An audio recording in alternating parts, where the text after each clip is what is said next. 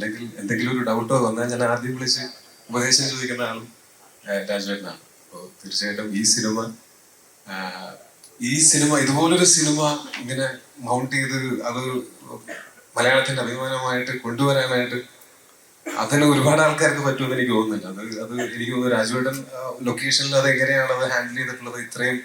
ഇത്രയും വലിയ ക്രൂവും ഇത്രയും സെറ്റപ്പും ഒക്കെ ഉണ്ടായിട്ട് ഇതിനെ എങ്ങനെയാണ് സിംഗിൾ ഹാൻഡഡ്ലി അത് ക്യാരി ചെയ്ത് അത് അൾട്ടിമേറ്റ് കോൺഫിഡൻസ് ആണ്. അത് ഞാൻ എപ്പോഴും അസൂയയുടെ നോക്കി നിന്നിട്ടുള്ള ഒന്നാണ്. ഭയങ്കര അൾട്ടിമേറ്റ് കോൺഫിഡൻസ് ആണ്. അത് മാത്രം മതി സിനിമ ചെയ്യാൻ എന്ന് ചിലപ്പോൾ തോന്നുന്നു. അപ്പോൾ വീണ്ടും ഈ സിനിമയിലും എന്നെ ഭാഗമാക്കിയതിൽ ഒരുപാട് നന്ദി. ഈ സിനിമയുടെ ചില സീനൊക്കെ ഷൂട്ട് ചെയ്ത് കഴിഞ്ഞിട്ട് പുള്ളിയുടെ അടുത്ത് പറഞ്ഞിട്ട് പണ്ടത്തേനേക്കാൾ അഭിനയം മെച്ചപ്പെട്ടിട്ടുണ്ട്, നന്നായിട്ടുണ്ട് എന്ന് പറഞ്ഞു. അത് ഞാൻ വലിയൊരു അംഗീകാരമായിട്ട് കൊടുക്കുന്നു. Thank you.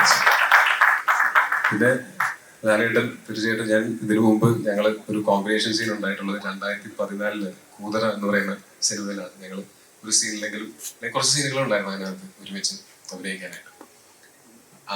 അന്ന് അതിന്റെ മുമ്പിൽ ലാലേട്ടൻ വന്ന് നിൽക്കുന്ന സമയത്ത് തന്നെ അന്ന് ഞങ്ങൾ ഷൂട്ട് ചെയ്യുന്ന സമയത്ത് തന്നെ ഞങ്ങളാകെ ഷൂട്ട് ചെയ്യാൻ പറ്റാത്തൊരവസ്ഥ വന്നു. അവിടെ ഞങ്ങൾ അഴീക്കോട് ഭാഗത്താണ് ഷൂട്ട് ചെയ്തിരുന്നത്. അന്ന് ജനക്കൂട്ടം കാരണം കൊണ്ട് ലാലേട്ടന് ലൊക്കേഷനിലേക്ക് കയറി വരാൻ പറ്റാതെ നിൽക്കുന്ന സമയത്ത് അങ്ങനെ നിന്ന് ഞങ്ങളൊരു സീനൊക്കെ ചെയ്യാനായിട്ട് എന്റെ മുമ്പിൽ ലാലേട്ടൻ നിൽക്കുന്ന സമയത്ത് എന്റെ മനസ്സിലൂടെ ഓടിപ്പോകുന്നത് ഇതാരാണ് നിൽക്കുന്നത്. ഞാൻ ലാലേട്ടന്റെ ഇതിനു മുമ്പ് ഞാൻ കണ്ടിട്ടുള്ള സിനിമകളിലെ കഥാപാത്രങ്ങളെല്ലാം എന്റെ തലയിൽ കൂടെ ഇങ്ങനെ ആരും മംഗലശ്ശേരി നീലേട്ടനാണോ, അതല്ലെങ്കിൽ ദാസൻ മറ്റേ നമ്മുടെ നാടോടിക്കാറ്റിലെ അങ്ങനത്തെ ഏത് ക്യാരക്ടറാണ് എന്നുള്ളത് അങ്ങനത്തെ ഒരു ചിന്തയാണ് ഫസ്റ്റ് സാധാരണ മലയാള പ്രേക്ഷകൻ എന്നുള്ള നിലയ്ക്ക് എനിക്ക് എൻ്റെ ഉള്ളിലുണ്ടായത്. അവിടെ നിന്ന് ഇപ്പൊ ഇത്രയും വർഷങ്ങൾക്ക് ശേഷം എനിക്ക് ലൂസിഫറിലെ ഒരു കോമ്പിനേഷൻ സീൻ ഉണ്ടായിരുന്നില്ല. ഇപ്പൊ എമ്പുരാനിൽ ഒരു കോമ്പിനേഷൻ സീൻ കിട്ടുന്നു. ആ കോമ്പിനേഷൻ സീൻ കിട്ടുമ്പോൾ ഞാനും ഇപ്പോൾ സിനിമയിൽ വന്നിട്ട് ഇപ്പോൾ 12 വർഷങ്ങൾ കഴിഞ്ഞിരിക്കുന്നു. അപ്പോൾ ലാലേട്ടൻ വന്നിട്ട് 47 വർഷമായി.